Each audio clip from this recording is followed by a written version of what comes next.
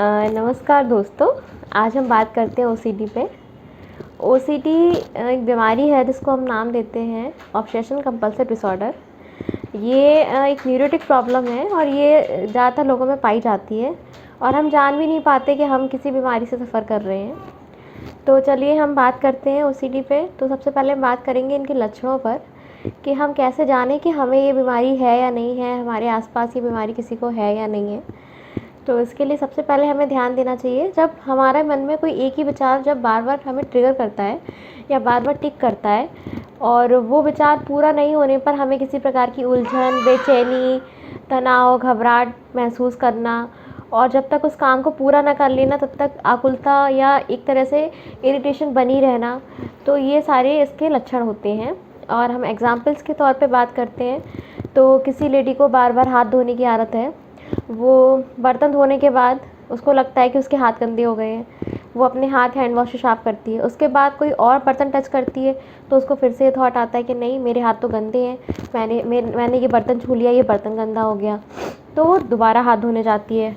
इस तरह अगेन वो बार बार एक ही काम को करती जाती है और ये थॉट अगर उसके दिमाग में आता है, वो पूरा नहीं भी करती है तो उसको एक तरह की उलझन होती है, बेचैनी होती है, घबराहट होती है कि मैं ऐसा काम नहीं करूँगी तो मुझे किसी प्रकार की कोई हानि हो जाएगी, कुछ खतरा हो जाएगा, मेरे साथ कुछ बुरा हो जाएगा।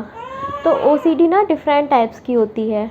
कुछ लोगों को रिलीजियस ओसीडी होती है, वो एक ही चालीसा बार बार पढ़े जा रहे हैं या मंदिर का कोई एक कार्य बार बार किए जा रहे हैं। अलावा में घर में हम देखते हैं ज़्यादातर लोगों को जो हमने देखा है कि नोट गिनने की आदत होती है या किसी को बार बार ताला चेक करने की आदत होती है। तो ये एक नॉर्मल पोजीशन में 2 से 3 बार चेक करना इज़ नॉर्मल, बट वो अगेन टू अगेन चेक करते ही जाना। उसके बाद जब आपको क्लियर पता है कि हाँ मैंने लॉक लगा दिया, फिर भी आपको ये बार बार महसूस होना कि नहीं कहीं खुला तो नहीं है, गैस का स्विच कहीं ऑन तो नहीं है, तो इस तरह की थॉट चलते रहना मन में, ये ओसीडी के अंतर आते हैं। और ओसीडी को फाइंड आउट करने के लिए हम सबसे पहले इनके लक्षणों से जान सकते हैं कि हाँ अगर ये लक्षण हम में पाए जा रहे हैं तो हो सकता है कि ये बीमारी से हम ग्रसित हैं। तो ज़रूरी होता है कि हम इसके लिए किसी न्यूरोसाइकेट्रिस्ट से या साइकेट्रिस्ट से या काउंसलर से जाके बात करें और उनको बताएं कि मुझे ये लक्षण हो रहे हैं, तो वो इसके उपचार के लिए जो भी टेक्निक यूज़ करते हैं, चाहे वो मेडिकेशन हो या फिर वो कोई सपोर्टिंग थेरेपी हो, लाइक हम साइकोलॉजिकल जब डिसीज़ पे वर्क करते हैं तो कॉग्निटिव डिस्क थेरेपी जो कि इस बीमारी पे बहुत अच्छा काम करती है, अदरवाइज़ सीबीटी वर्क करती है, और भी कई थेरेपीज़ होती हैं। वो डिपेंड करता है कि आप जहाँ अपने थेरेपिस्ट के पास जा रहे हैं। ओके, तो ये एक एंजाइटी से रिलेटेड डिसऑर्डर है और जिन लोगों में चिंता का स्तर ज़्यादा पाया जाता है, ज़्यादातर उन लोगों को ये बीमारी होती है।